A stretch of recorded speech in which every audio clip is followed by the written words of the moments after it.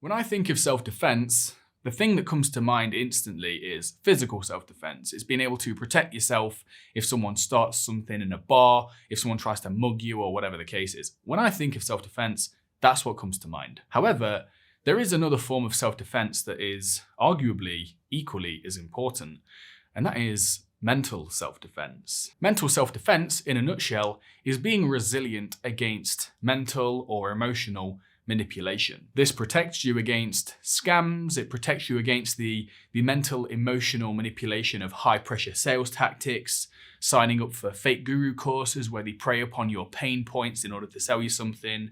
Mental self-defense keeps you resilient against these forms of threat. We've talked about this a few times on previous podcasts, but we've never actually fully detailed the topic in its own episode. Until now. In this conversation, Shane and I are joined by Paul Newton of mentaltheft.co.uk.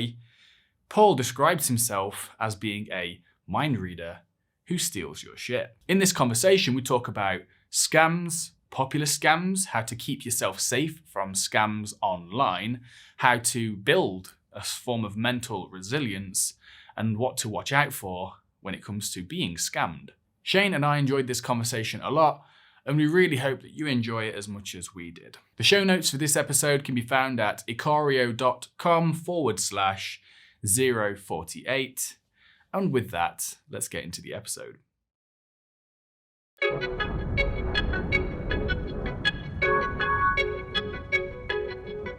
Paul, thank you for coming onto the podcast. It's great to have you here. Mate, thank you for asking me, and thank you for Oliver for sending me things to make sure I actually kept up with stuff. So thank you, gents. Really appreciate it. We're off to a good start. So I was really delighted when we came across you and saw that you specialize in mental self-defense. Yeah. And I'm really looking forward to picking your brain on that. Here's my perspective on this, and it actually just occurred to me now. When I was younger, I was really into martial arts. Spent a lot of time like practicing physical self-defense, and I've never used that, right? So I've never been in a fight, and I hope to keep it that way. So it's like the practicality of learning, self-defense in the physical sense is very limited, right? Most places on earth, it's like the chances of you just being like jumped by a thug or something as you're walking down the street and having to defend yourself in hand-to-hand combat are like vanishingly small, right? But when it comes to mental self-defense, I feel like I use that all the time. I feel like everyone's just being taken advantage of all the time. So it seems like the mental self-defense skills are so much more important and so much more practical. And so, I think it's one of those things where I'm like, why does nobody talk about this? It's such an important topic. So I'd love to know, how did you come to this? How come you decided to kind of make this your thing, Okay. Right. So I've been a magician for the last, 14 years as my main source of income. And we made that choice. Myself and my wife made that choice because my little girl had been born. And I was working a full-time job, and I was doing magic in the weekends as well, and I wasn't home much. And I was like, I can't do this. I can't be one of those dads that's never there. And I turned around to her and I said, I'm quitting magic. I'm walking away from magic. And she looked at me. Now, if you ever meet my wife, she is way out of my league. Okay. She's gorgeous and she's intelligent. I don't know why she's with me. I must be really good at hypnosis or something like that, because she's amazing. But she said to me, you're absolutely nuts. She said, why work 100 hours a week in the job when you can earn more doing magic tricks and making people laugh? And I was like, oh, I thought you'd tell me to go the sensible route and really knuckle down at the job. And she went, no, I want you home as much as possible. I want you around as much as possible. So it was then that we started kind of going, let's build a lifestyle. Okay. Keeper. She's a keeper. Mate, she's brilliant. Don't get me wrong. When I'm out of line, she kicks my backside, and I probably deserve it. But she's brilliant. And then I love magic, and I love making people smile, and I love that look on grown adults' faces when they have that that few seconds of maybe magic's possible because of a trick I've just done. Okay. Now, there is nothing more powerful than doing a trick in someone's head. Okay. If I can make you think of a red bicycle and then you open an envelope and there's only one bit of paper in there and it says red bicycle, and you're going, what the, I don't get it. I don't get it, because nobody knew I was thinking about that. And you've held that envelope in your hand for the last hour. Maybe you've had it hidden in a wallet for the last hour. But the things I've said to you during that hour has made you believe that you've come to red bicycle. The look on a grown adult's face when you do that to them is amazing. Now, the mental theft stuff, really, that only started about 3 years ago. I was doing a military gig and I was messing around, and I'm doing the normal close-up type of stuff, and I'm doing some mind reading stuff. And I went to this one table. There was 6 people on it. There was 3 guys, 3 girls. They were all dressed in finery. They looked absolutely stunning. One of them was a complete and utter git. Okay. Now he was a heckler, and he wasn't. You get some nice hecklers who want to join in. They want to be part of the game. You get some okay hecklers who want to be rude. And then you get some who are just saying, this is rubbish, magic's not real, I don't want to be here. And they're the ones that I call arrogant gits. And I remember thinking, right, I'm going to have you. And I was doing some sneaky mind reading on him while I'm doing close-up magic. And I'm doing, the cup and balls thing and making cards disappear and making a card reappear and making things float. And then at the end of my time on the table, I took out one of my cards.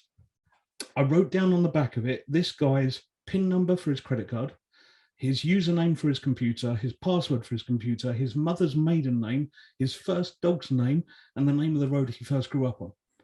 I handed him this card upside down and I said, look, mate, have a look at that. Tell me if I've done well. And then, just tell me that magic doesn't work. And seriously, guys, he's looked at the back of this card. The amount of expletives that came out of his face, I wouldn't say, because you two are far too lovely for that. Okay. But yeah, he just looked shocked and his face went white and his jaw dropped.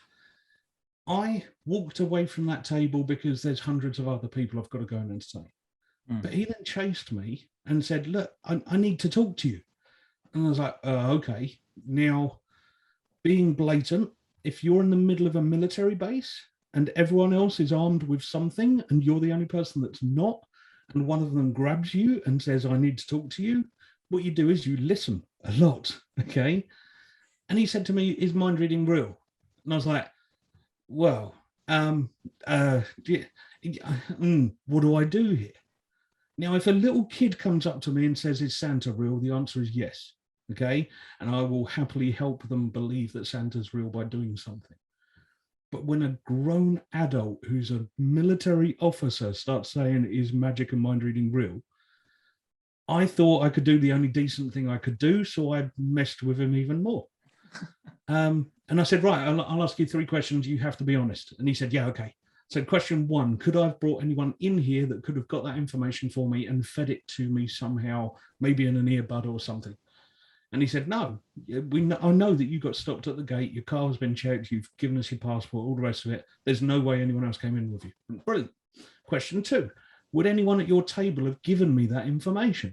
And he went, no, I trust them with my life on a daily basis. There's no way they would have given you that information. I went, brilliant. Okay. So definitely not one of them helping. No. If you've answered honestly to the first 2 questions, my 3rd question is, how can mind reading not be real? He then swore at me again. And he then said something to me that just hit me like a frying pan in the face. He said, if you can do that to people as well trained as us, what could you do to most of the businesses in this world? And that's when I thought, he's right.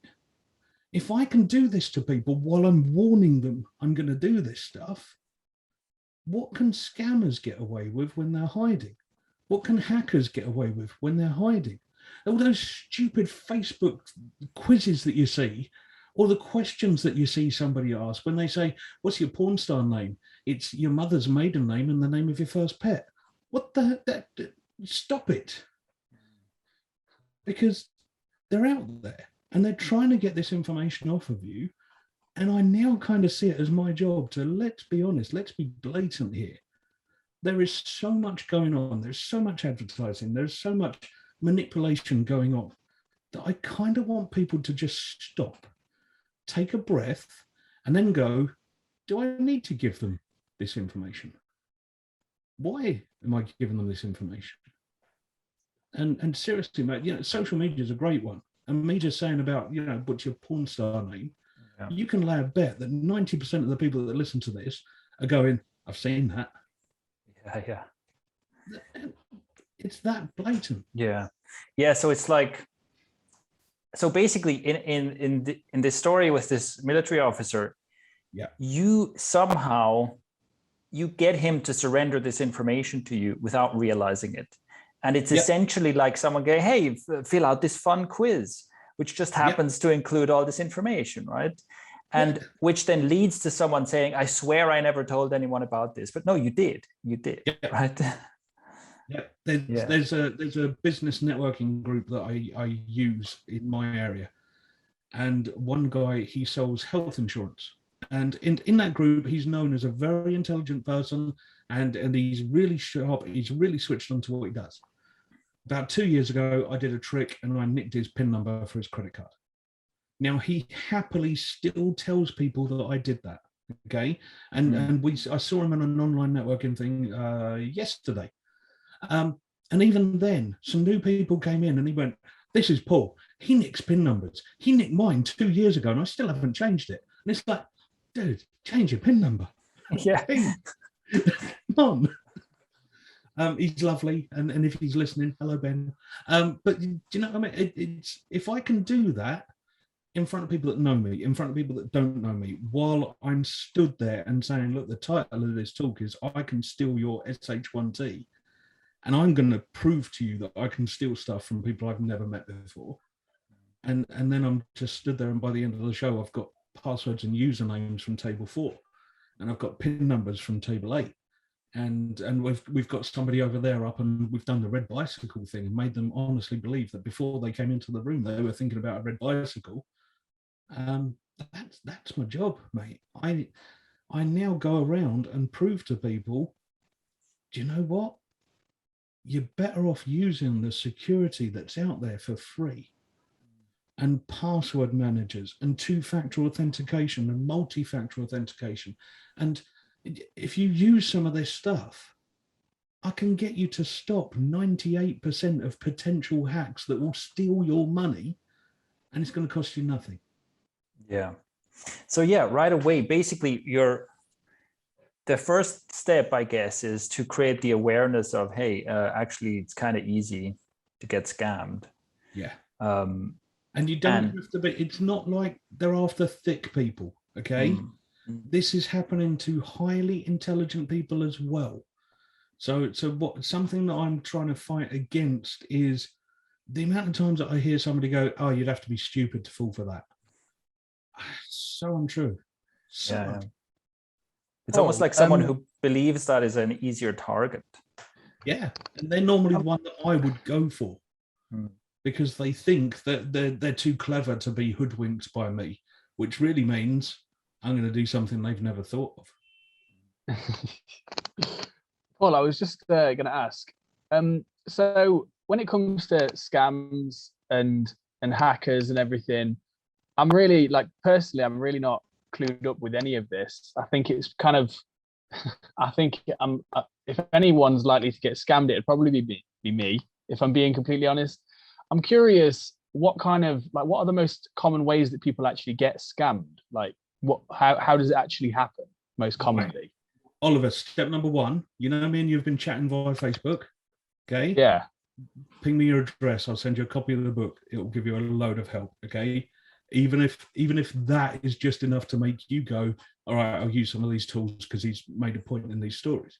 I don't know, man. Do you want to send this guy your address?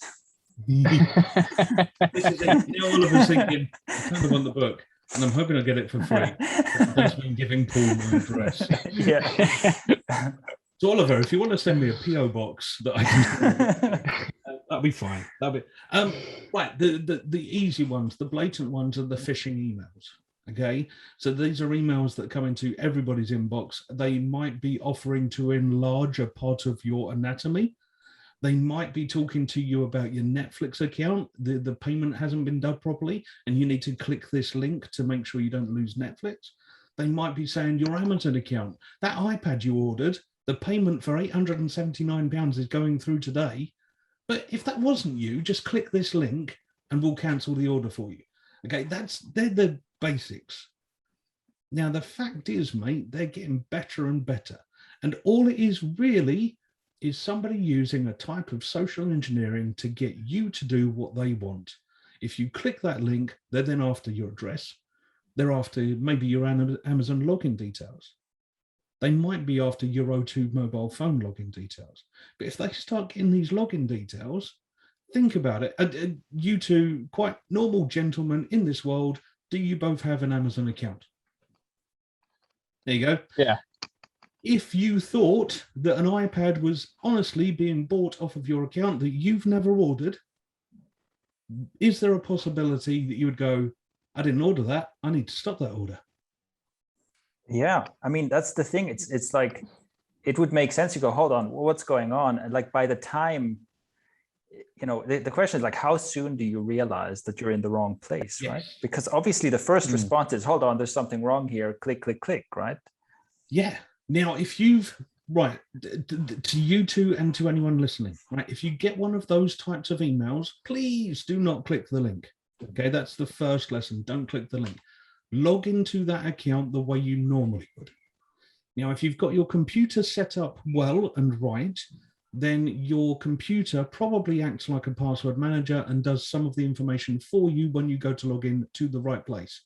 Now, here's the brilliant bit here. If you click the link in the email, it will take you to an incorrect place that looks right, but your computer will know it's the wrong place, so it won't autofill that information for you. So if you find yourself tapping in information that you normally don't have to tap in, stop. Just stop, back off, walk away, go and log in the way you normally do, okay? And if people just follow that bit of information, that's something like 60 to 65% of the scams in the UK stopped. Yeah. And That's even like, mad. yeah, and let's back up from that even further, because like you mentioned before, password managers and two-factor authentication. Yep. Personally, I'm an advocate of using a separate password manager, even though your browser will say, oh, do you want me to save this password or whatever? It's like, no, I use one password. It's the one I recommend. But there's a bunch of others. But basically, if you use a dedicated password manager, and the main reason for this is so that you never use the same password. Basically, there's no way a human being can have good password practice for whatever 200 websites that you log into, right? Because either you're going to use the same password over and over again, huge mistake, or you're going to use stupidly simple passwords that are easy to guess or something like that, or you're going to have a spreadsheet with all your passwords, something idiotic like that, right? It's just yeah, I've seen them. Something I've seen for sale on possibly a well-known selling site that I may have already mentioned is the password manager book. Oh. Now they are encouraging people to write down the website, the username, and the password in a book that's indexed alphabetically, and then keep that in the top drawer of your computer desk. Oh my God, don't. Please don't. Just don't. Because if I'm a burglar to that house, we're now in a position these days where jewelry isn't actually worth that much. Passwords and usernames are worth a fortune. Okay. I would never have thought of that. I would never have considered that, actually, because for me it's like, yeah, write it, put it in the top drawer. Who's going to find it? You just don't expect to get burgled. No. And yeah, it's amazing how what you say. These scams are kind of getting more sophisticated now. Yep. Is it kind of like long gone are the days of just receiving that same email about your Nigerian uncle or something? What was it? It was a possible Prince wanting to get news of the country. Yeah, that was something that was common for a while. That did the rounds. Wonder how many people that got. Mate, it made them enough money. You've now got the texts a lot of DHL or DPD couldn't deliver your parcel. And that's gone nuts over the last 18 months because the scammers know we've been stuck at home a lot. And we've been using Amazon to get deliveries, and we've been using eBay to get deliveries. People are getting deliveries every day. So a text saying we couldn't deliver your parcel, I could believe that. I've gotten some of those too. I've got buddies that, you know, click the links and then take screenshots of what the scammers are after behind that for me. But please don't even click the link. If you've really had a delivery to your house, I would trust the card through the door more than I would trust a text. So, yeah, no, go ahead. So, yeah, all of this stuff, mate. Phone calls. There's a great one doing the rounds at the moment, and I had this phone call 3 days ago, and it always amuses me when I get a scammer on the phone. The phone call was that this was the National Crime Agency, and my national insurance number, you know, the number that you're delegated when you're a kid in the UK, is going to be cancelled because they found criminal activity against my national insurance number. What a load of rubbish. I mean, seriously, it's just utter tosh. And then, but because people are now going, I could get arrested for criminal activity, they're trying to put pressure on you to make you make bad decisions quickly. And you're then going to talk to them and you're going to tell them your NI number. You're then going to prove who you are by giving your postcode and your date of birth. And they just start building your profile. And they get it to a point where they can access your bank account and they can take loans out and credit cards out in your name. Yeah, so it's like so even if you have your password manager and your 2FA set up, I guess it's important you want to have that awareness of like, who am I talking to? And, you know, like, can this be used against me? Because as you were just saying, like, if they get enough pieces of information, they can then start impersonating you. They can call your bank and the bank will ask, oh, well, we're going to ask you a series of verification questions to make sure it's you. Well, the more information they manage to gather about you, the more likely it is that they can pass those verification questions.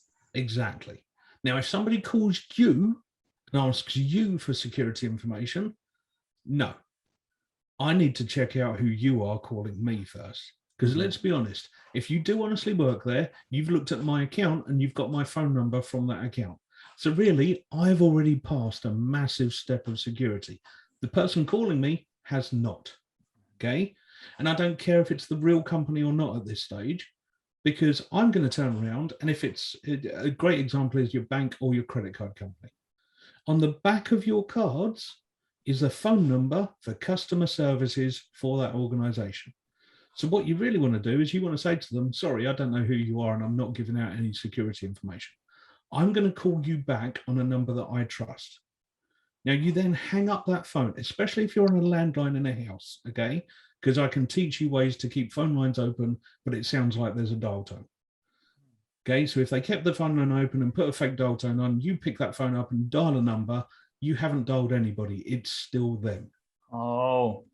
So what you actually want to do is you want to hang up the phone and use a different phone.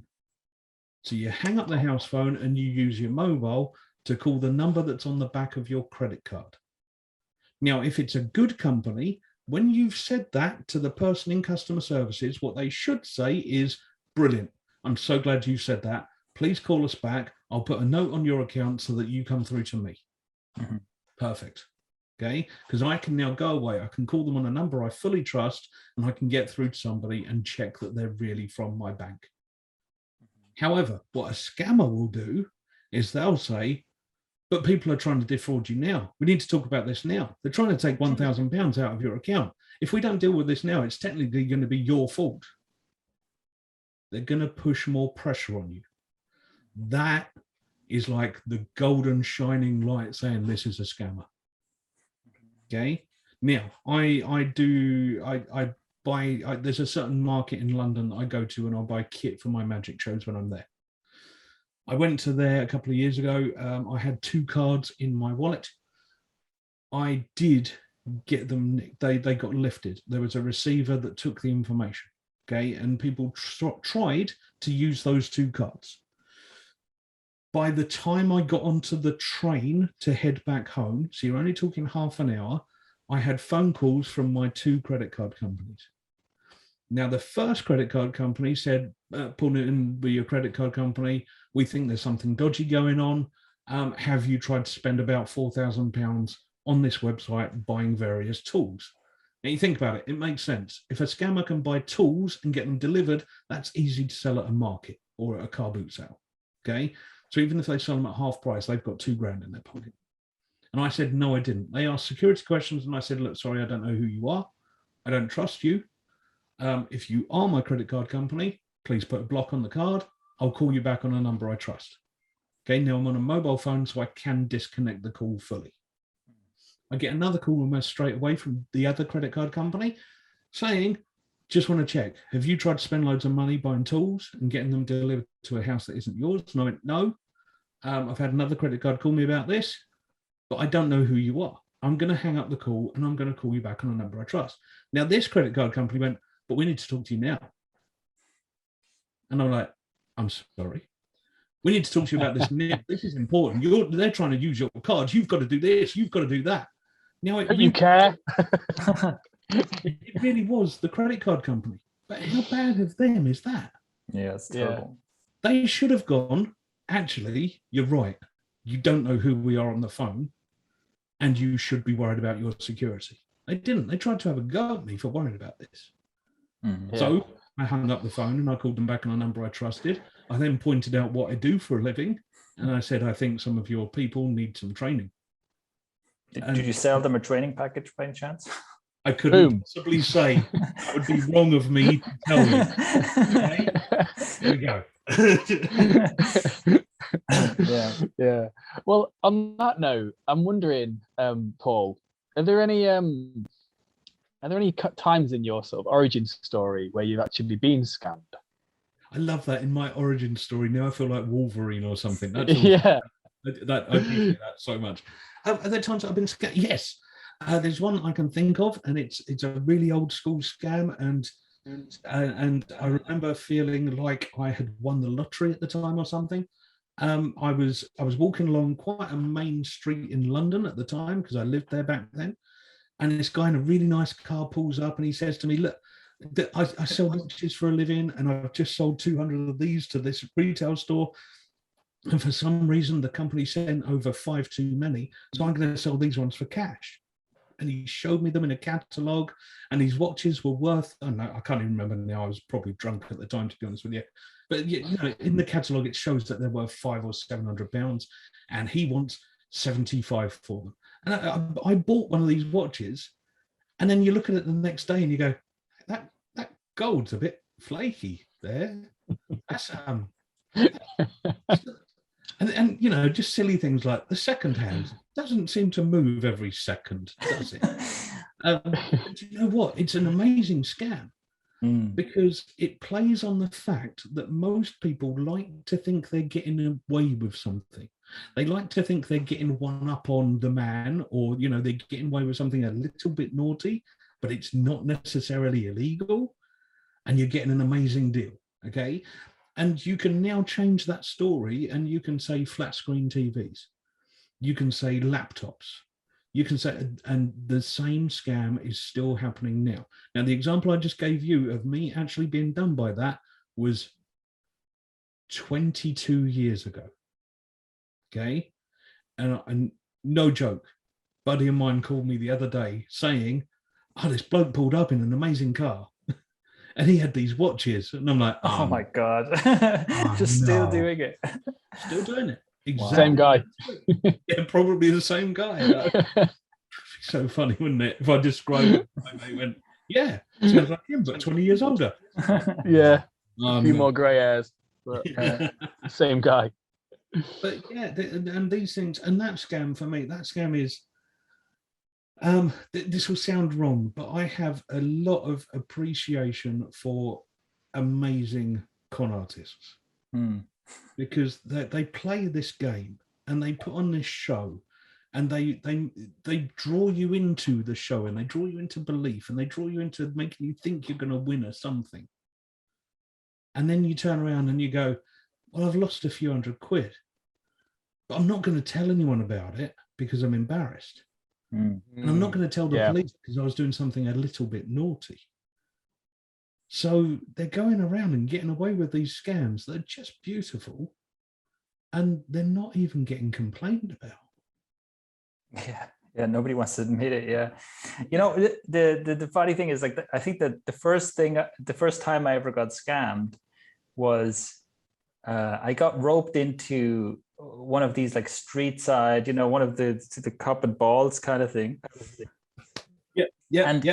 And but the brilliant thing about it was, and this is also a long time ago, of course, but the brilliant thing about it was, like, I would usually never pay attention to that, but what they did really well is it, like, rope people in, because you had the guy playing the thing, and then you had a fake audience who were reacting to him and so on. So the scam wasn't so much, obviously the cup and ball thing is a scam, right? But the brilliant part about it is, how did they get a random passerby to start paying attention and kind of get roped in and feel like, oh, I could win, you know?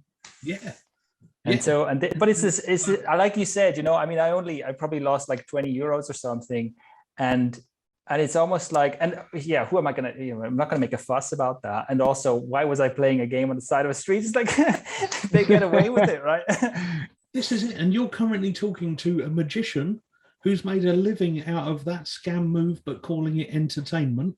Right. Okay, so you've got the cup and the balls, you've got the find the lady when it's 3 cards and one of them's a queen, and you follow the queen.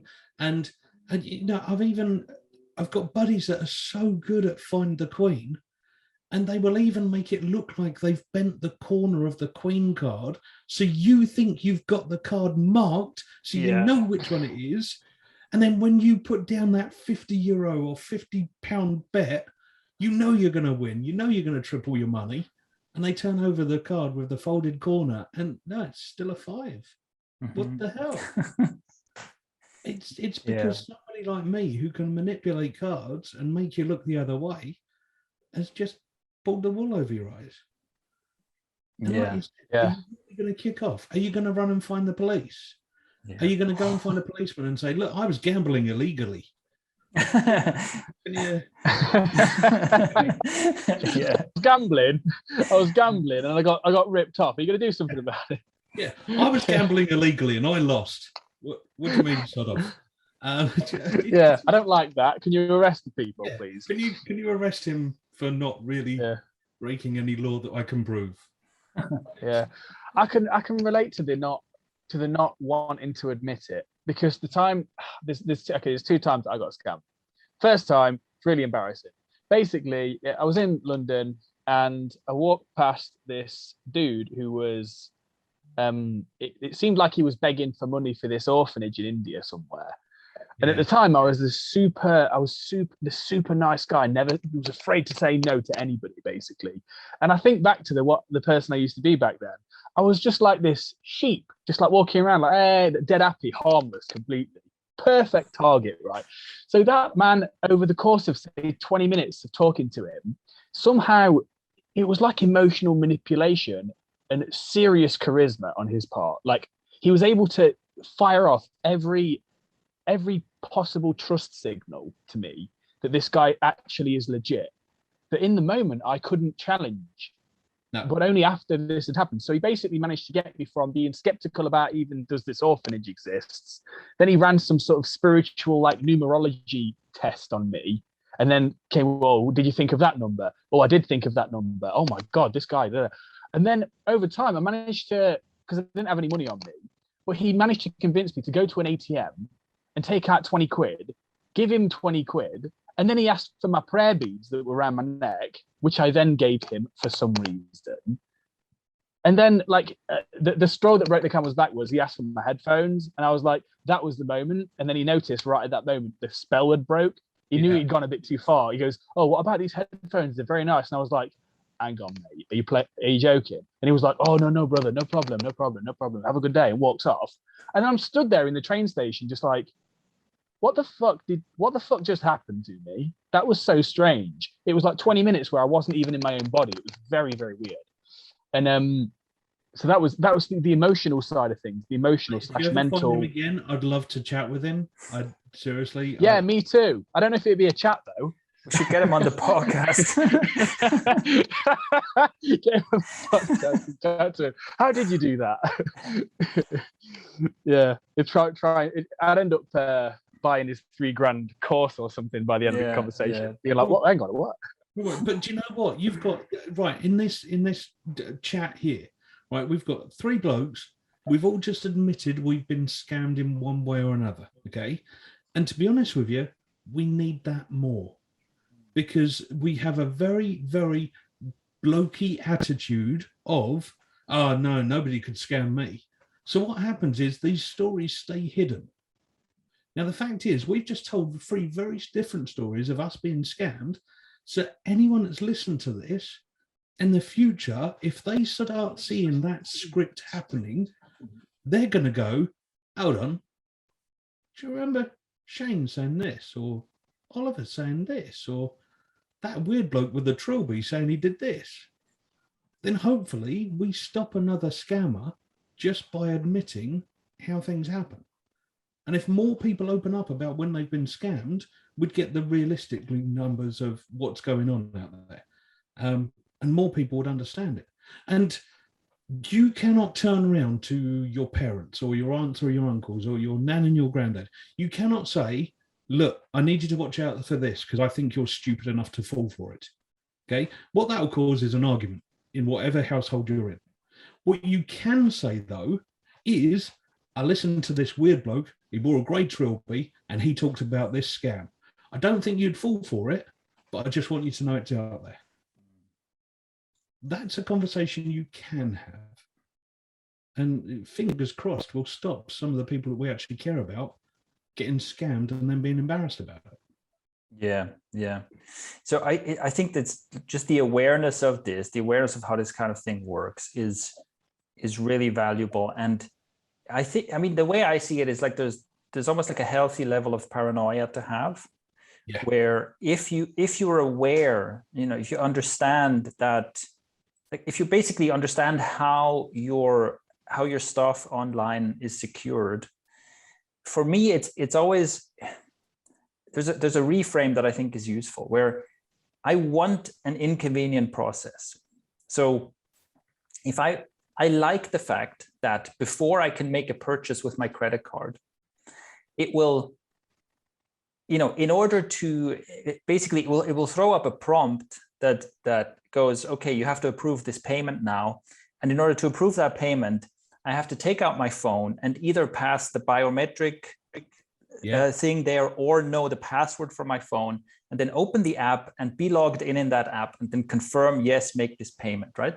Now you could say, well, that's annoying. Isn't it nicer to just have a one-click payment? No, I like that. I like that there's extra steps involved, right? It's like it's almost like I have to unlock 3 gates before the money goes out of my account. I like that. Completely agree with you. Yeah. Completely. You think, right, so my credit cards are now attached to my mobile phone. Okay, if you went back 10 years, that would be amazing. People would have been shocked we can do that. But my credit cards are in my mobile phone. So for me to use a contactless payment machine, that means I have to turn the phone on in the special way that means you're now a credit card. I have to put it next to their machine, and then it has to pass the biometrics. Okay? Or what you could do is have all your contactless cards in your wallet.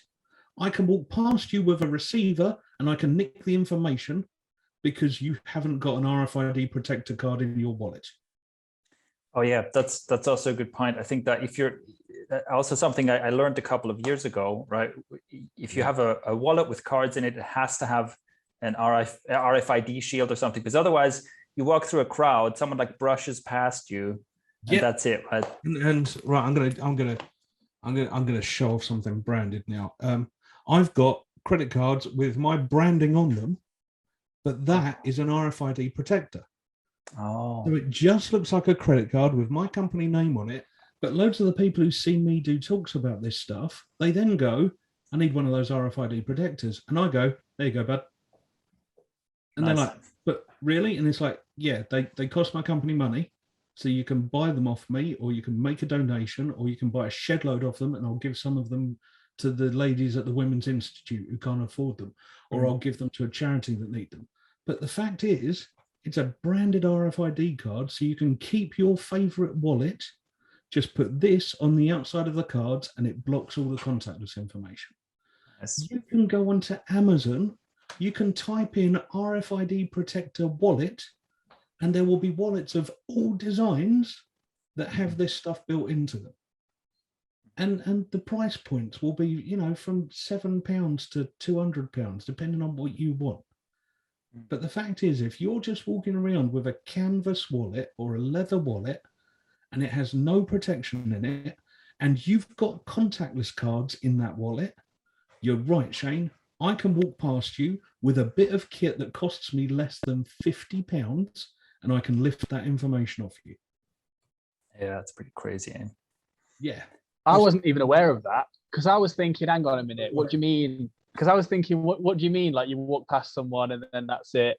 I'm like, what's it? What will happen? Because I wasn't even aware of that. So hang on, just so I know. So people actually have kit that they buy that can use the contactless on a card to take the information from the card. Yeah. You think about it, Oliver. Do you use contactless cards? Yeah. Well, I use my thing is I use my phone. Although Shane's financial advice kind of is in conflict with using your phone and having your credit cards on it and stuff because it makes it too easy. But for me, it's also safer. Like I don't leave the house with my cards or even money anymore. I just leave with my phone and pay contactless. And for me, that was safe. I thought that was safer because you can use your fingerprint scanner on your phone. It is safer, yeah. Yeah, as long as you've got the biometrics set up to block it from being used, yes. Okay. Yeah. But you think about it, a contactless card reader that's on most shop tills, okay, all it's doing is reading that information contactlessly. That's it. So surely, Oliver, just logically, there are machines that can read the information off of your card without touching it. Yeah, and because your card is essentially dumb, right? Your card doesn't know that it's being held up against the payment terminal because you want to make a payment now, right? Yep. Your card will just surrender that information to the reader that it comes in contact with. That's it, right? Now, Oliver, the thing is here that I can have one of these machines in my jacket. I can walk past a load of people in a street or on a train or in a market and pick up loads of information, download it to a computer, and then sort that information later. Or I can sit there with what looks almost like a gun and point it at someone that's about 40 meters away. What? Sniper. I didn't know that. Like stealing info. So you don't crazy. have to be that close. Wow. But let's be honest, right? And by the sounds of it, me and Oliver have both spent far too much time in London. Okay. To anyone listening, I promise it's quite nice in some parts. It's not all scammers. But when we're not in a pandemic, how many people do you walk past in a train station? Hundreds, if not thousands, right? Yeah, you're going past hundreds or thousands on a daily basis. How many of them would even consider stopping you because you might have a machine in your pocket to read card information? No, and everyone's just squeezed together in tight corridors and stuff. When right? you cross past them, they wouldn't say anything. You're just trying to get to your own destination. That's a great point. You know, you don't even need a big obvious trench coat or anything. You just need a machine just in your coat pocket and just have a regular walk around, you know, a train station at the Piccadilly line or something. Set up what Shane was talking about you have to authorize a payment, then they can go online and start trying to buy tools and machinery that they can go and sell somewhere. And, you know, yes, my company's branded as mental theft. Yes, I use the fact that I'm a mind reader to scare the life out of people. But the fact is, I need to be telling people the stories about the real scams because these are the ones that are happening on a daily basis to most people. I would lay a bet that if you two went and checked your emails and looked in the junk folder that you've had set up for probably years now, I would lay a bet you've got a shed load of phishing scams trying to get you in there. Yeah, no doubt. Without a doubt, without a shadow of a doubt. Yeah. On it's some are really funny though. Some make me wonder how the fuck is anyone falling for this. Like I was we were watching a movie the other night on just on like a website, like I can't remember what it was. We're watching like a movie on like a Pirate Bay website, and there was this one that came up of this chick like Facebook profile, boobs out. Hey baby, I'm around the corner. Meet me in 5 minutes. And then you like try, and then it's like got a message box that says like, "Oh, type that." And I'm thinking in my mind, I'm like, who the fuck is looking at that going, oh, she's into me there? And it's like, hang on, how does she even know you exist? How does she even know what you look like? Like, seriously. Mate, I happily look at the two men that I'm chatting to now. You two are much prettier than I am, okay? So if you get a gorgeous lady on Facebook saying they want to be your friend, it's possibly true. I, however, am a balding, slightly overweight magician in his mid-40s, right? I get so many messages from girls that look like models saying, "Oh, I really want to be your special friend." No, you don't. Don't even try it. That it's a scammer. It's just a scammer. That's all it is. Some bloke behind the keyboard. Somebody falls for it. Somebody goes for it. They've got to, otherwise they wouldn't keep using this scam. I think that another factor here is like the stuff we've talked about already is it all makes you like it doesn't, it kind of shrinks the target area, right? If you have you use a password manager, you use two-factor authentication on everything, you have an RFID protector on your wallet, it's just like you can still be scammed, but it's just there's so many easier targets around that you're kind of diverting attention away from you. Yes. But that's another thing that I think is important is to also be aware of kind of what information you're putting out there, right? Because you can also say things about yourself that make you, that kind of flag you as a target, you know? And also, you know, what are you sharing on social media? Like, are you broadcasting every time you go on vacation, you know, and you're telling everyone, oh, I'm going to be away from home for the next 2 weeks. My house is just going to be empty. No one's going to be there. You know, things like that. You just have some awareness. You can still share your vacation on social media, but maybe do it when you get back, you know, or something like that. Yeah, there's no downside to that, is there? Wait until you're back from the holiday before you put all the pictures up. Yeah. I don't know. I think as humans, we've just now got into this instant gratification feeling that we kind of want to just go, look at this. Look, I've done something fun. Look now. Sensible head, you go, I'll wait until I'm back, and then I know it's all safe. And I do have to worry about things like this because we're opening up a bit more now, and I'm being asked to do talks in different towns and travel to things. So I don't really want to put up everywhere, I'm not in the house on this day, because it could put my wife and daughter at risk. Just posting photos of this new flat screen TV you've just bought, and and then 2 days later, I'm not here. Yep. And honey, I bought you a new watch. Got it off of this guy in a car. Got a great deal. Brilliant. Now, just something don't scratch the gold too much. And it's right twice a day too. Now, another thing that I want to talk about is, so we're talking about like scams, which are like direct attacks, right? Someone's directly trying to steal your money, something like that. But I think there's also something really subversive going on. And that's where I'm also very interested in mental self-defense, in the sense of basically how easily are you being taken advantage of? Because I see this as, and this is a relatively new phenomenon of essentially the attention economy, where we have these massive data streams because basically, you know, when you interact with websites, you interact with social media, like every action you take is being recorded. We have these huge data streams about what everyone's doing, what everyone's thinking, what everyone's interested in.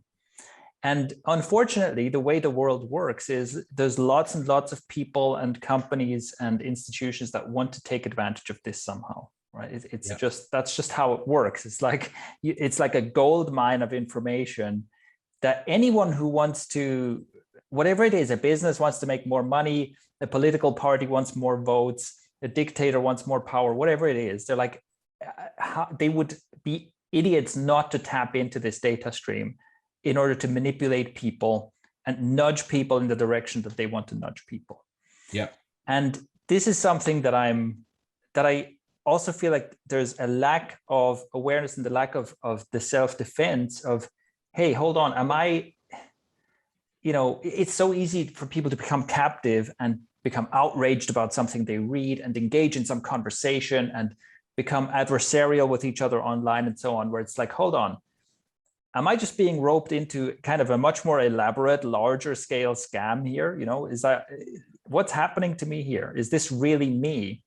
But you look at the way. So I'm in the UK and I've lived here for 40 odd years.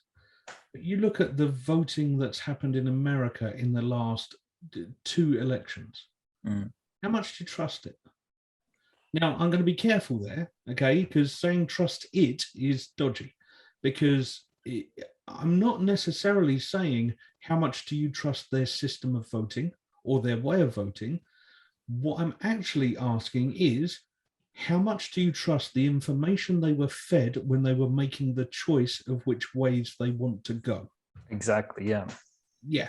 Now, that to me is a very interesting question. And it's been proven, and I'm going to be careful. There was a documentary on Netflix about this, and I can't remember the name of it. Right, it was proven that a certain party knew they would lose if a specific, and I'm going to be careful so you don't get any complaints, if a specific age group, race, and sex went out to vote, they knew that their party would lose. So what they actually did was a disinformation target, and they started aiming at those people that they knew would be against their party, and they started a campaign of fight the power, resist the vote. So what they did was they made those people feel empowered about not voting. Like So you said before, it's you you make people think you're sticking it to the man by not voting, right? Yeah.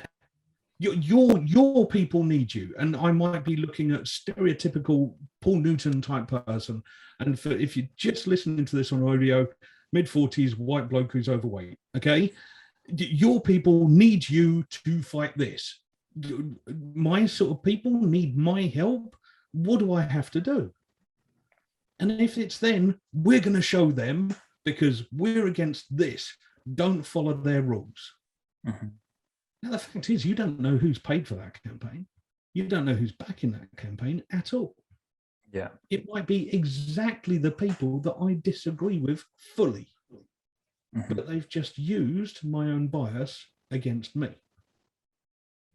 Now, if you start thinking that way, then we've got to have a conversation about advertising and about marketing and about how we read information and about how we digest information and how about written word can make emotions come up, even though technically I can read the same written word as you and see it in a very different way. It's scary. So is there something practical we can do here? Like, how do we avoid this kind of scam, right? A password manager isn't going to help here. No. Do you know what? The best way to do it, there's a very emotive subject at the moment about vaccines. And what I would say to you is, if you're talking about voting, if you're talking about putting your weight behind a belief of some sort, right? Skew your search engine. Because what I want you to do is do a search for the opposite of your view and read it openly.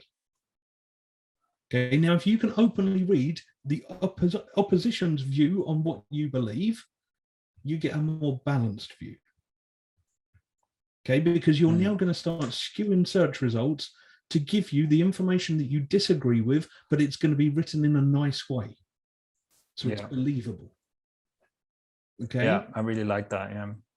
Now, if I'm looking at a business opportunity of some kind, if I then write scam and the name of the company, I'm only going to find people that think it's a scam. Okay. If I search business opportunity, best thing ever, I'm only going to find people that think it's the best thing ever. So the tough thing is, as intelligent human beings, which I hope most of us are, we've got to be ready to be wrong.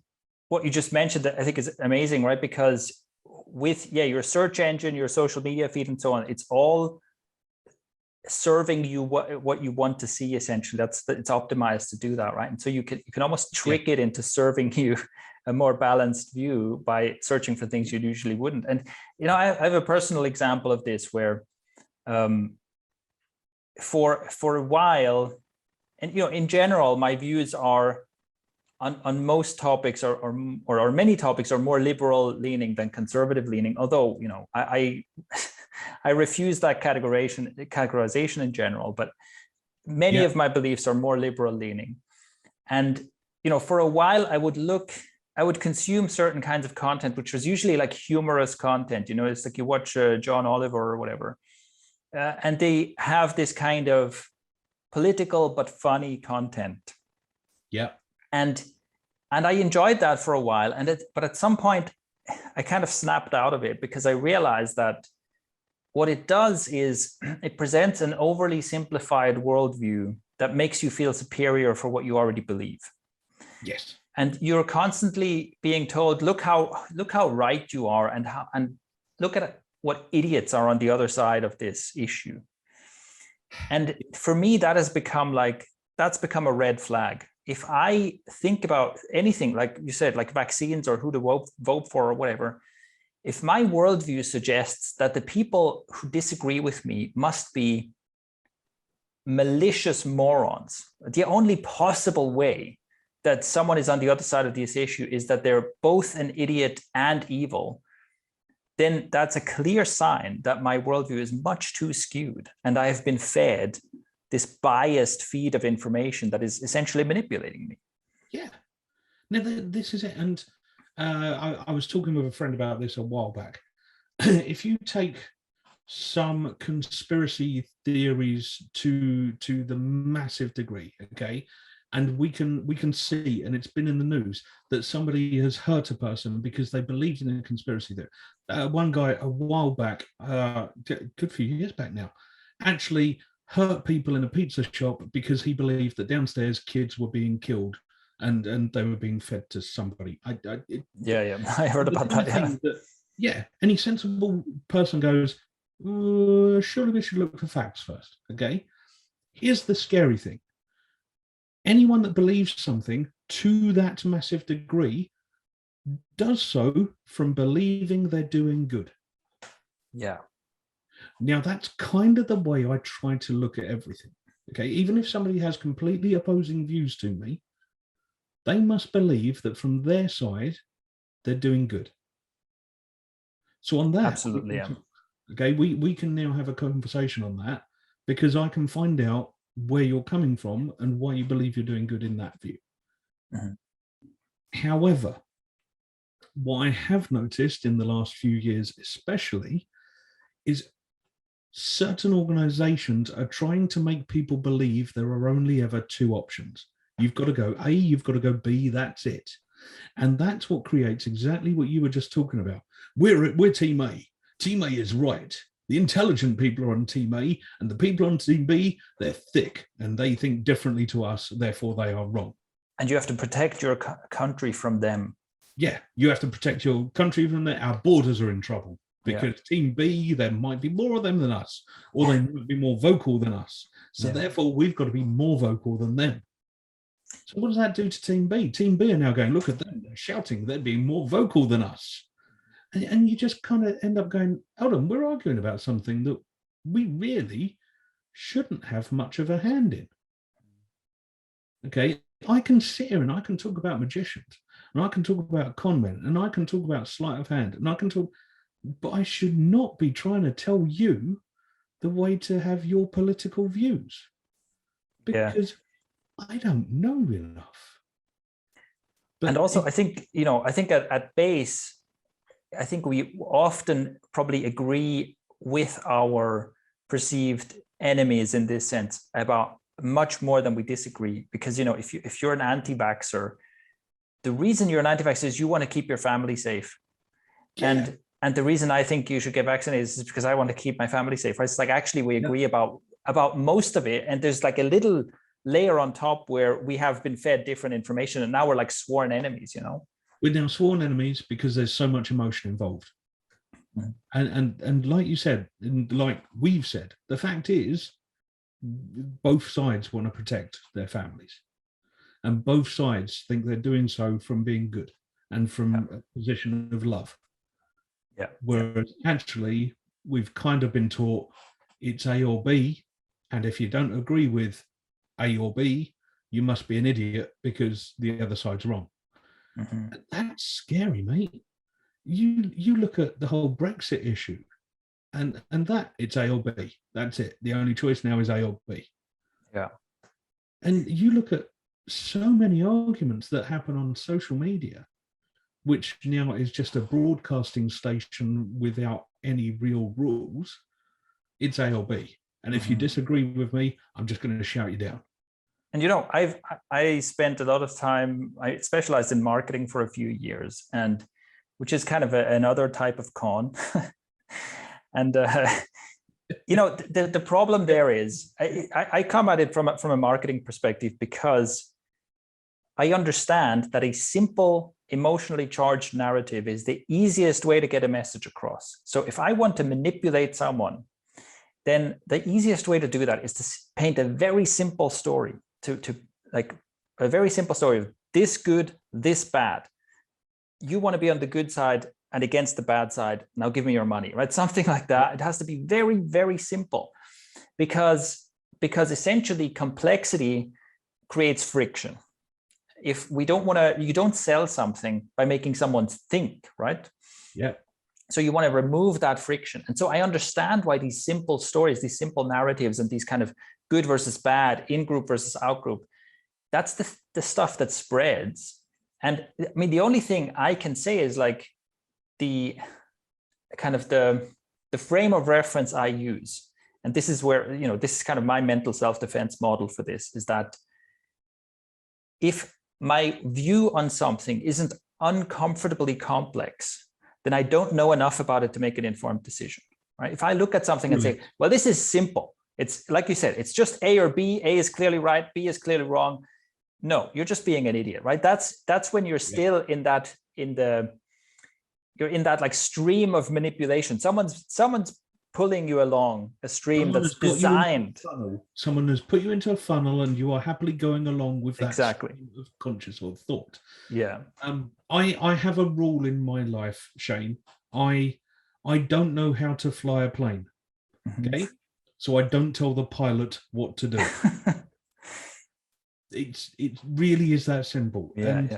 And that means that when I do get on a plane and I'm flying to Spain or America, I'm going somewhere nice, which I haven't been allowed to do for a while, okay? I'm not going to run up to the cockpit and start moaning at, you know what, you need to pull that throttle back a bit earlier. I haven't got a clue. I don't know. Why should I even get involved in that? Yeah. And actually, when people try to draw me into A or B arguments, that's the hardest thing they can ever do with me. Because I'll literally be going, well, why? What's that then? I don't understand it. Can you explain it more? And then if they can't, a lot of the times it gets emotive, and I then have people shouting at me, do your own research. And I'm like, I'm trying to.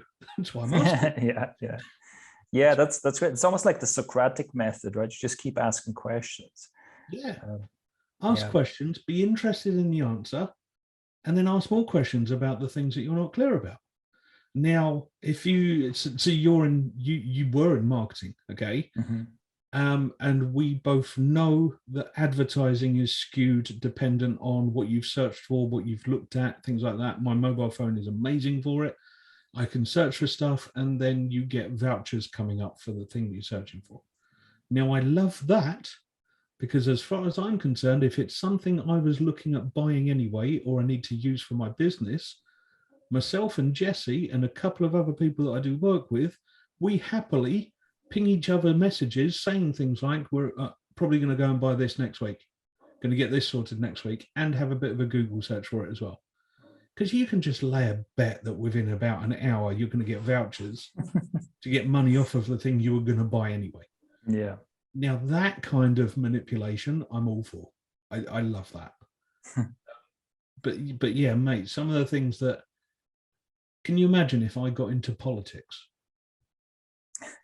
I mean, at least this is, oh, this guy used to be, this guy knows all about cons and scams. It's like, okay, I know what I'm dealing with.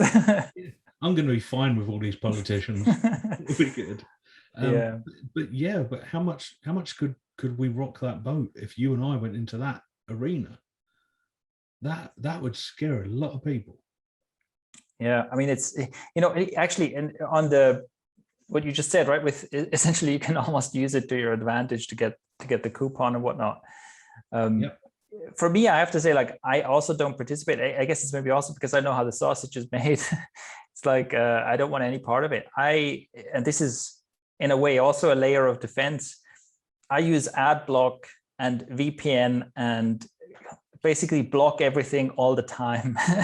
Yeah. So because I just don't want to participate in this. So I also make sure that when I browse websites and so on, it basically always blocks like 500 things, right? Every tracking script, is being blocked, because I'm just like, no, I don't want to participate. I don't want to donate my data here, And seriously, buddy, so because I research so many scams and so many genuinely nasty things that people can do, I use a VPN.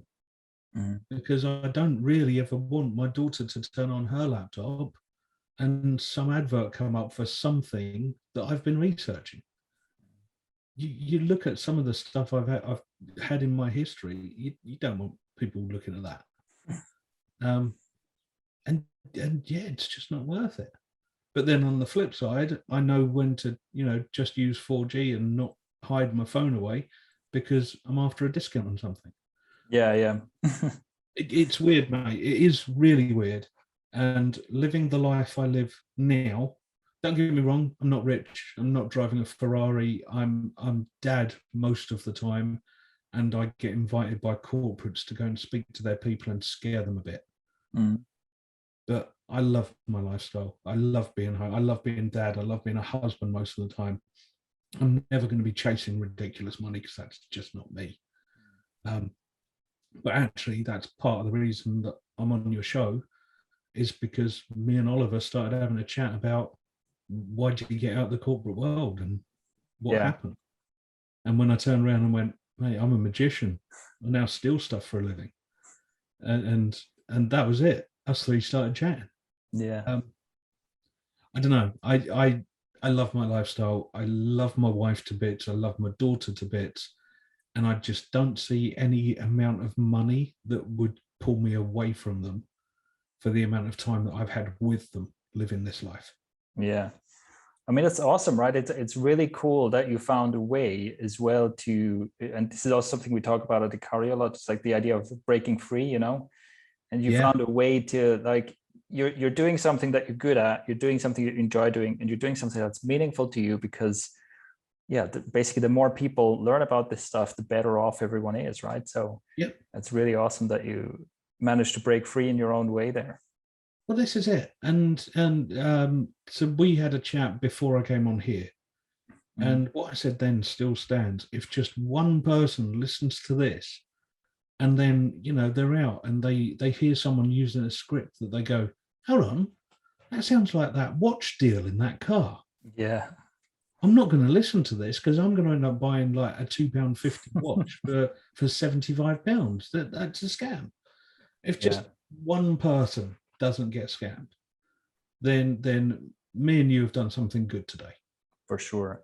And I'm pretty sure, like, we've covered a lot of ground, right? We went all the way from how to get scammed on the corner of the street to how to protect your cards, to your passwords, to some more advanced, like how not to be puppeteered around by general manipulation. I think we've covered a lot of ground, and I think your listeners are going to listen to this. They're going to finish it and go, I might need to listen to that one again. Yeah, we'll summarize some of this stuff in the notes as well and leave links to things so it's a bit easier to follow. But I think there's a very good chance that we're saving more than one person from more than one scam with this conversation it's just had. So yeah, thank you very much, Paul, for sharing this with us, and it's a real pleasure to talk to you. Let us know. We will link to your mental theft website. And that's mentaltheft.co.uk. Yeah. And you also have a book. So maybe do you want to plug your book? Do you want to just like Yeah, pitch something? So Mental Theft, the book is out there. If you just search on wherever you buy books as Mental Theft as one word, you will find it. You'll know it's me because it's got my eyes on the front page. It looks a bit scary. I do apologize. Yeah, it's available on Amazon, or if you go to mentaltheft.co.uk, we sell it directly on the website there as well. But it's basically aimed at everyone, from little old ladies to big corporations. It will help you stop being scammed. There you go. Is that enough of an advert for it? That's good. Yeah. Maybe you should have some narrative about us versus them, you know? Mate, I could. Yeah. But no. It's an A or B argument. It'll be fine. Exactly. All right, man. Thank you very much. And yeah, it was really, really good to talk to you. And thanks for your time, Paul. Mate, I've got to say, this is the most fun I've had on being a guest on a podcast in ages. Thank you so much, mate.